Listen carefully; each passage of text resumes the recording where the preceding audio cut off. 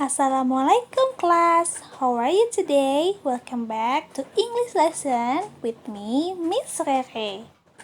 Are you ready to study with me, class?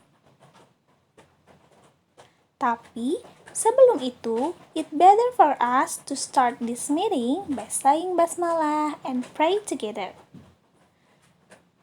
Bismillahirrahmanirrahim. Ya Tuhanku, tambahkanlah ilmu kepadaku dan berilah aku karunia untuk dapat memahaminya. Dan jadikanlah aku termasuk golongan orang-orang yang soleh. Amin. Okay, today we are going to talk about cause and effect. What is cause and effect? Ada yang tahu nggak nih apa arti cause and effect? Yeah, in Indonesia we usually call it sebab akibat. Apapun yang kita lakukan pasti akan selalu ada akibatnya. Nggak selalu negatif, hasil yang didapatkan juga bisa positif kok. Tergantung dengan apa yang kita lakukan juga. Apa yang kita tuai, itulah yang kita petik. Good job. Coba perhatikan percakapan berikut ini. Hey man, how do you think the test was? Since I studied hard last night, I can finish my test. What do you think? As I prepared it, I could handle it well too. Man, can you come to my home tonight? I can't. I have to study. Untuk lebih memahami tentang cause and effect, perhatikan pengertian cause versus pengertian dari effect berikut ini. Cause, pengertian pertama. The reason or motive for an action adalah alasan dari suatu tindakan, alasan dari suatu aksi. Sedangkan effect adalah hasil, result, or conclusion of an action. Adalah hasil dan kesimpulan dari suatu aksi. Cause berarti why something happen. Cause itu kenapa sesuatu bisa terjadi. Sedangkan effect adalah apa yang kemudian terjadi. Kalau cause itu happens first, kalau effect happens due to a cause. Terjadi setelah cause. Cause itu terjadi terlebih dahulu, sedangkan effect terjadi setelahnya. Coba kita sebutkan satu contoh berdasarkan kejadian sehari-hari. Misalnya, sekarang lagi musim hujan nih. Kalian misalnya nggak sengaja nih hujan-hujanan di jalan, terus kalian basah tuh bajunya, basah kuyup. Nah, mana yang merupakan cause, mana yang merupakan effect? Hujan-hujanan dan basah kuyup. Nah, hujan-hujanan karena terjadi terlebih dahulu menyebabkan sesuatu berarti adalah cause. Rain.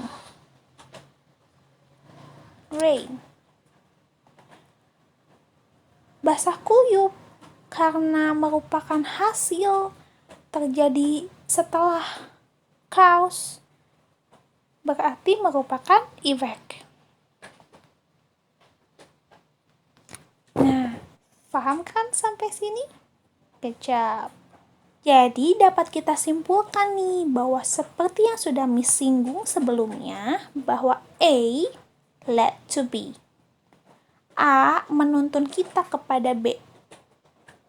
Seperti halnya cause led to effect.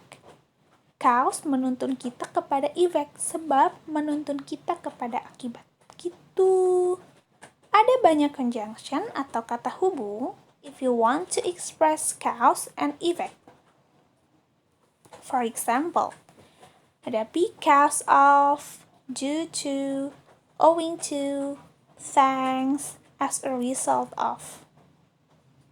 Tapi, ingat ya, jika kalian menggunakan 5 conjunction ini, harus banget diikuti oleh noun atau kata benda. Contohnya, he is always late because of his gaming habit. Dia selalu terlambat disebabkan oleh kebiasaannya main game. Misalnya mungkin main gamenya suka sampai tengah malam, jadi aja dianya suka datang terlambat gitu. Due to Gita's nervousness, she did not pass the driving test. Disebabkan oleh kecemasan yang dimiliki Gita, dia tidak lulus dari tes mengemudi. Contoh selanjutnya, Dandy could not sing owing to his sore throat. Dandy nggak bisa nyanyi disebabkan oleh sakit tenggorokan yang dia alami.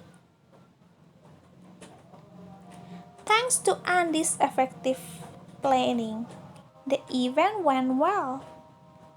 Disebabkan oleh rencana Andy yang efektif, acaranya berjalan lancar. Yang terakhir ada as a result of the rain, we cancel the outing. Disebabkan oleh hujan, kita membatalkan piknik. Ingat ya, kalau pakai 5 conjunction ini harus diikuti dengan noun. Seperti 5 contoh tadi ya, kita mulai dari because of. Because of his gaming habit. His gaming habit di sini adalah noun. Lalu ada due to Gita's nervousness. Di sini Gita's-nya bukan subjek ya, karena yang ininya adalah nervousness, rasa gugup, rasa cemasnya. Terus ada owing to his sore throat, sakit tenggorokannya. Terus thanks to Andy's effective planning. Planning atau rencana efektifnya Andy, bukan Andy-nya yang dibicarakan di sini. As a result of the rain.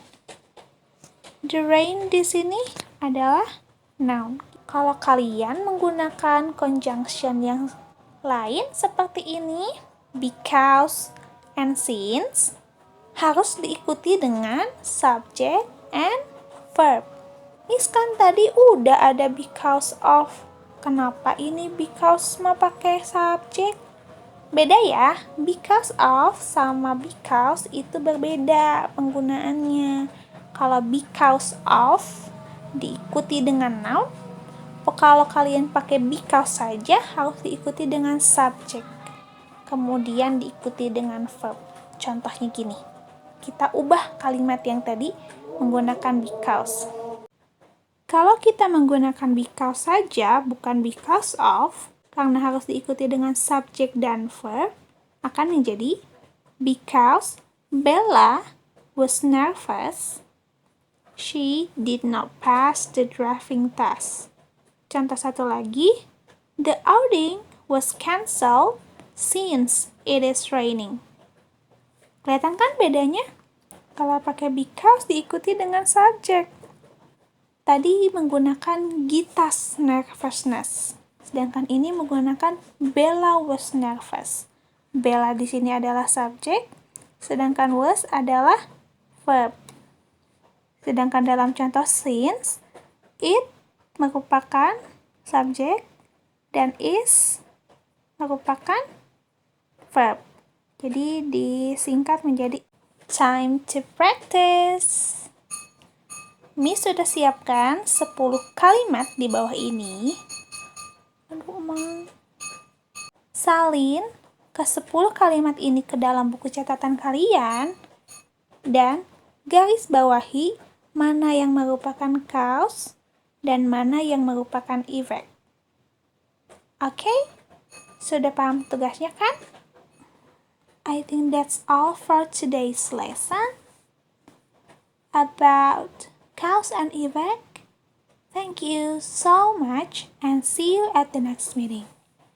Assalamualaikum warahmatullahi wabarakatuh.